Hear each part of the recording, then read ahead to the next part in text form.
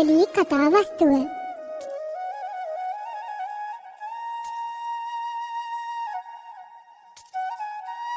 අපේ බුදුරජාණන් වහන්සේ සවැත් නුවර වැඩ සිටින කාලේ අදින්න පුබ්බක කියලා ඉතාමත් මසුරු ධන කුවේරයෙක් හිටියා. ඔහුට හිටියේ එකම එක දරුවයි. හරිම ලස්සන හුරතල් පුංචි පුතේ. එයාගේ නම මත්ත කුණ්ඩලී. යාළුවනේ, සෙල්ලම් කරා ඇති. මම දැන් ගෙදර යනවා. අනේ අයියෝ යන්නේ. තව ටිකක් සෙල්ලම් කරමුකෝ. අයියෝ බෑ. මං තාත්තට හොරෙන් ආවේ. මට වැඩි වෙලා ඉන්න බෑ. අයියෝ තාම කඩුක්කන් දාන්න නැත්තේ. අපේ තාත්තා නම් අපිට පොඩි කාලෙදිම කඩුක්කන් දැම්ම නේද? ඔව්. අයියෝ දන්නේ නැද්ද? මෙයාගේ තාත්තා හරිම මසුරුයිනේ.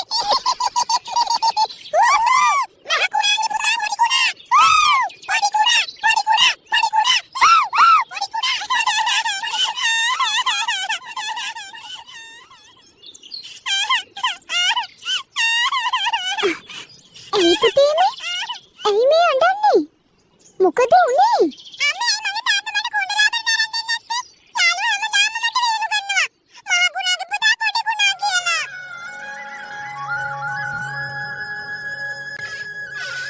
මොකද මේ දෙන්නගේ අඳෝනාව? අර එහෙ මුදල් ගබඩාවටම ඇහෙනෝ දෙන්නගේ සද්දේ. මේ සෙල්ලම් පිටියේදී යාළුවෝ දරුවට කොළොප්පම් කරලා කුණ්ඩලාභරණ නැහැ කියලා. යස වැඩේ. මොනේ එහෙකට යනවද මන් දන්නේ නැහැ ඔය කොල්ල කුරුට්ටොත් එක සෙල්ලමට. මං කියලා කියනවා නේද ඔය මොකෙක් එක්කවත් ඇයි හොඳ අයියා තියාගන්න එපයි කියලා. අනික ඔය සෙල්ලමට ගිහින් ලෙඩක් දුකක් හදාගත්තම ඔය වස්න කියන ඇඳුම් එහෙම කිලිටි කරගෙන ඉඳාගත්තම මං එපයි පාඩු විදින්නේ නැහැ. ඇඳුම් ගැන නම් මොන එකකට කියනවද? මේ ඇඳුම් වල ආයේ කිලිටි වෙන දෙයක් තියෙයිය. අත් අවුරුද්දකින් දරුවට අලුත් ඇඳුමක් මහලා දුන්න කාලයක් මතක නැහැ. පව් අසරණය.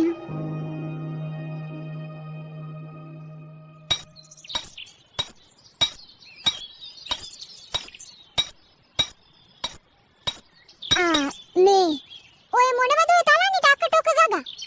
දැන් කීයේ ඉඳලාද මහන්සි වෙන්නේ ඕකට? මේ මම මොනවා හරි කන්න හදාගෙන ඉන්නද? පොයි පයි. ඕම වෙලාවේ කන්න බොන්න ගියොත් එහෙම හොඳට හිටි. එහෙම වුණොත් එහෙම අපේ 40 කේලක් ධනෙ බලා ඉදිද්දිම නැති වෙලා යයි. මේ ඒක නෙවෙයි. මං ඔහෙට කියන්න කියලාමයි හිටියේ. ඔය රෑ වේල නොකා හිටියට කමක් නැහැනේ. ඊට පස්සේ ඔහෙ රෑට උයන්න එපා. අනේ එහෙම කොහොමද? දරුවටවත් මොනවා හරි කන්න හදලා දෙන්න එපේ. හැදෙන වයසනේ. මේ රෑට නොකා හිටියා කියලා මිනිස්සු මැරෙන්නේ නැහනේ. ඔය රෑට බඩ පුරවගෙන නිදාගත්තාම තමයි මිනිස්සු ලෙඩ වෙන්නේ. ඇයි මොකෝ ස්වාමීන් වහන්සේලා රෑට වළඳන එකක් නෑනේ. අනේ මන්දා. දැන් මතේ තලන්නේ මොනවද කියලා කිව්වනම් මං ගියා අපේ පුතාට කඩුක්කන් ජෝඩුවක් ගන්න. අපේ ඉහම වල රත් වෙනවා කඩුක්කන් වල ගණන් ඇහුවම. ලංකාරයෝ මේ අපිව මරන් කන්න හදනවනේ. ඉතින් දෙයියනේ අපේ දරුවගේ කනට කඩුක්කන් දාන වයසක් පහු වෙලා නෝ. එහෙම කියලා ලංකාරයෝ කියන මිලට කඩුක්කන් ගන්නද? කොහේ තියෙන සල්ලියක්ද? අයියෝ ඒ තියෙන්නේ කොට ගහලා. කට. කාට හරි යහේ යෝධියේ. එහෙම කියලා පොඩි එකාට කඩුක්කන් නොදා ඉන්නද කල්පනාව? පොඩ්ඩක් කලබල නොවි ඉන්නවකෝ පනින්න නැතුව. මම මේ හදපු කඩුක්කන් ගන්න ගියේ නෑ. මම පොඩි දත්තරන් කෑලි දෙකක් අරන් ආවා. මට බැරිය කඩුක්කන් ජෝඩුවක් හදලා මගේ පුතාගේ කනට දාන්න. මම මේක බලන්නේ. මොනවා ඔය හදන්නේ කඩුක්කන්ද? ඔව්. මේ බලන්නකෝ හැදෙන අපූර්ව. ආයිතින් කඩෙන් ගත්තා වගේ තමයි හැදුවා කියලා හොයා ගන්නවත් බෑ. ලංකාරය හැදුවා කියලා මොකෝ මේ අමුතු රත්තරන් දාන්නේ නෑනේ. මෙව්වම තමයි දාන්නේ. අනේ අම්මේ දරුවටවත් වේදන් නොකරන මුදල් මොන එකකට පොඩි පදිනවද මන් දන්නේ. ඔය ආපු එක හොඳයි. අපි අද අලුත් සෙල්ලමක් කරමුද? මං ගෙදරින් පැනලා හොරෙන් ආවේ. ඒ හින්දා වැඩි වෙලා සෙල්ලම් කරන්න බෑ. ඔයාගේ කනේ එල්ලලා තියෙන දහඩු කෑලි. මේ පේන්නේ අපේ තාත්තා දුන්න අලුත් කඩුක්කන් ජෝඩුව. මේ අපේ කන්න වල තියෙන ලස්සන කඩුක්කන්. ඉතින් මේවා ලස්සන කඩුක්කන් කියලා තමයි තාත්තා කිව්වේ. අයියෝ මේක හරිම කැතයිනේ. රන් මාමලාගේ කඩින් නෙමෙයිද තාත්තේ.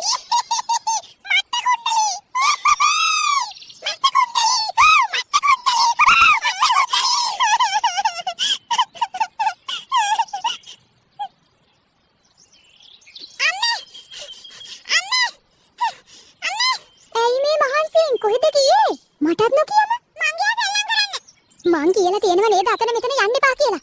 තාත්තා දැනගත්තොත් එහෙම මට පිසුමක් වෙන්නේ. අම්මේ මට බඩගිනි අම්මේ. අනේ මන් දන්නේ.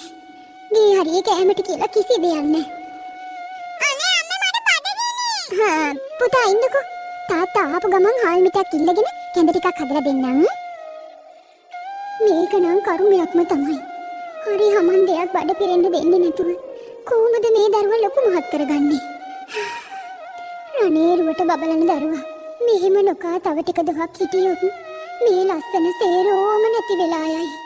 මට නිදිමතයි අම්මේ. මගේ රත්තරන් පුතාට බඩගින්න උහුල ගන්න බැරුව නිින්ද යනවා වගේ. මහ මිනිස්සුන්ට වගේ මේ පුංචි දරුවන්ට උහුල ගන්නම බැරි ගින්දරන්නේ බඩගින්න. අනේ දරුවට නිින්ද කියා. ඇහුණාද මේ යන විදියට ඉස්සරහට අපිට අමාරු කාලයකට තමයි මූණ දෙන්න වෙන්නේ. හොඳේ. ඒ හින්දා මේ වස්තුව සේරම ආරක්ෂා කරගන්න ඕනේ. ඔය තරම් වස්තු කන්දරාවක් මැරුණම ගෙනියන්නේ. ඕන් ඔවා ටිකක් වියදම් කරලා උයන්න මොනවා හරි ටිකක් ගෙනාව නම් ඉවරයිනේ. මේ දරුවා බඩගින්නේ. ඉති රූපයක් වගේ ලස්සනට හිටපු දරුවා. දැන් හොඳටම වැහැරිලා ගිහින්. ඌ තාම පුංචි එකා නෑ. ඈ ඔය කාපු බීපු තරමට ඇඟවල් ආරන්නේ නෑ ඌරෙක් වගේ. ඌරෙක් වගේ නෙවෙයි. බඩයි පිටයි එකට ඇලේ තව ටික දොහක් ගියොත්. අනේ අදත් පුතා හොඳටම බඩගිනේ කියලා මොකුත් නැති ගමන හිස් බඩම නිදාගත්තා. ඒක හොඳයි. හා අපේ මට අමතක වුණා. ඉස්සල මුදල් කපඩාවේ දොර ඇරියා වැහුවද කියලා නිච්චයක් නෑ. මං ඉක්මනට ගිහලා බලන්නම් ඈ. ගබඩාවල පුරවපු වස්තුව දවසේ ගානේ එහෙට මෙහෙට පෙරලා බලා හිටියම සේරම හරි. හරි. වහලා. අපේ මං බය වුණ තරමක්.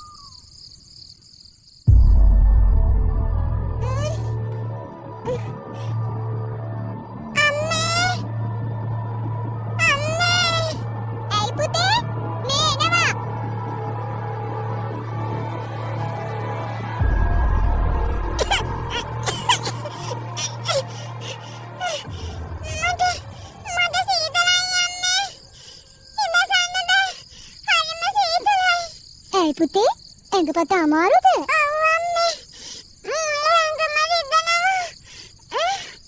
අනේ පුතේ ඇයි පුතේ මේ පුතාට අමාරුයි වගේ විතරයි කෙනෙක් එක්කන් ආව නම් හොඳයි නේද? මොකක් කිව්වා? මේ ඕවට කලබල වෙලා බෑ. හෙට උදේ වෙනකොට ඕක හරියයි. මොකද රෑ බෝ වුණ හින්දා දන්නේ නැහැ මේ සීතල. දැන් පුතා හොඳට ඇඟ පුරා පොරවගෙන නිදා ගන්නකෝ. හොඳ පුතා. දොයි යන්න මගේ මණිකේ දොයි යන්න.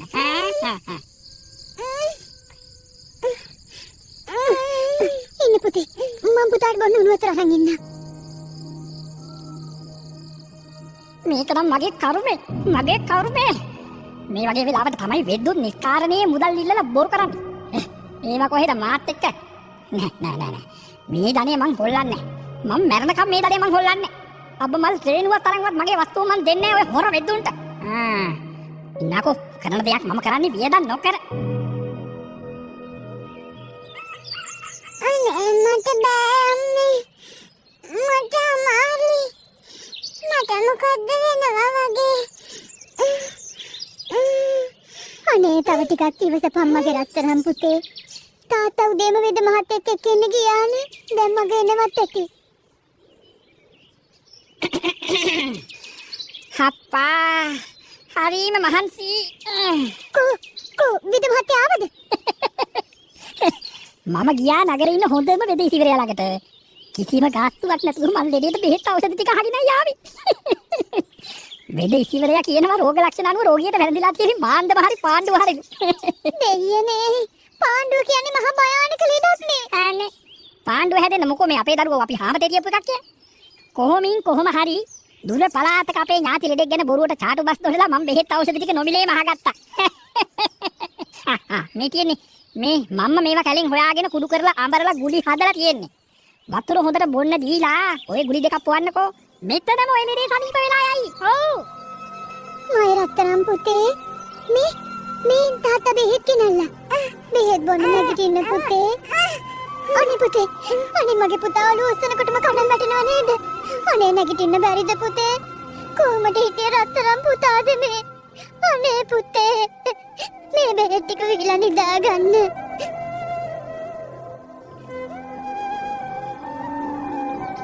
අනේ පුතේ කතා කරන්නකෝ පුතේ. මගේ රත්තරන් පුතේ කතා කරන්නකෝ. අනේ අපේ පුතා කතා කරන්නේ. එච්චර මේ රටේ මේ තරම් නෙද්ද වෙද්දි ලෝභකමට ගොඩ එනකම් කරපු නිසා තමයි මේ දරුවා මේ තරම් අසාධ්‍ය වුනේ. දෙයියනේ මට ඉවසන්න බෑ. දැන් කී දොහක් ගත වුණාද? මට පේන්නේ පුතාගේ තත්ත්වය එච්චර හොඳ නෑ වගේ. ඒක තමයි මම මේ කියන්නේ. ඊ විලාප දෙන්න එපා යෝධියේ. මිනිස්සු හිතයි මෙතන මලගමක් වෙලා කියලා. අයියෝ. ඊට පස්සේ ලෙඩාව බලන්නේ කියලා ගමේ මිනිස්සු මෙහාට ආවොත් අපේ වස්තුව දකි. අපිට ඇස්වහවදී මගේ වස්තුව නිකම්ම නැති වෙලා යයි. අම්මේ බෑ. ඒක වෙන්න දෙන්න බෑ. අපි ලෙඩාව පිළිගන්නේ කියන්න ඕනේ. ඔය අඳක් ඕනේ මේ අපරාධේ ජාදීන්න වෙලා යනවා. මම ඩැඩි කෑල්ල එකක් ගහලා මැස්සක් හදන්න. අනේ මගේ ඇස් දෙක වගේ ඉන්නපු එක පුතා. මෙහෙම අපෙන් ඈත් කරලා පිළිකන්නේ ලෑලි කැල්ලක් උඩ තියන්න දෙන්න පුළුවන්ද? මම මගේ පුතාව ගෙනියන්න දෙන්නේ නෑ.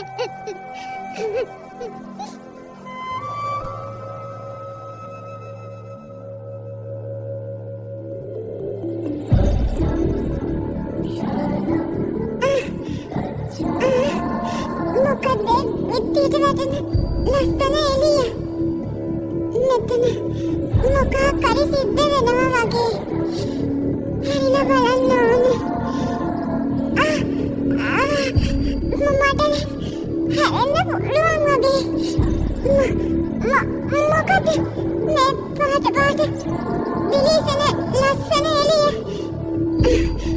අනේ බුදුරජාණන් වහන්සේ වැඩලා නේද? භාග්‍යවතුන් වහන්සේට මාගේ නමස්කාර වේවා. සාදු සාදු සාදු.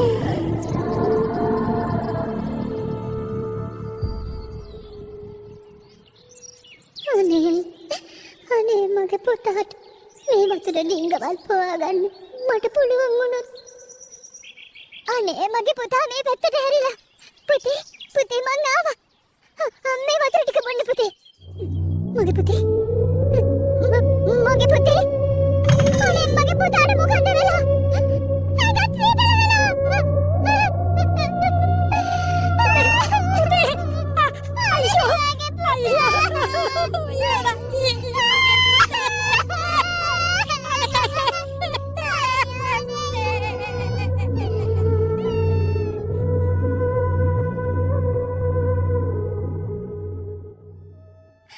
අනේ රත්තරන් පුතේ. මට පුතා නැතුව ඉන්න බෑ. අනේ ආයෙමත් මගේ ළඟට වරෙන්නයි පුතේ. මගේ රත්තරන් පුතාගේ අසනීප කරගන්න මට තිබුණා. ඒත් වස්තු කඩාවේ ඉන්න මට ඒක කරගන්න හිතුන්නේ. අනේ පුතේ මට සමා වෙලා මගේ ළඟට එන්න මගේ පුතේ. මං ආයෙත් එහෙම කරන්නේ මගේ දරුවා. තාත්තේ ඇයි මේ ඔබ නොපෙනෙන නොලැබෙන දෙයකට නිතරම හදා වැළපෙන්නේ? කවුද ඔබ?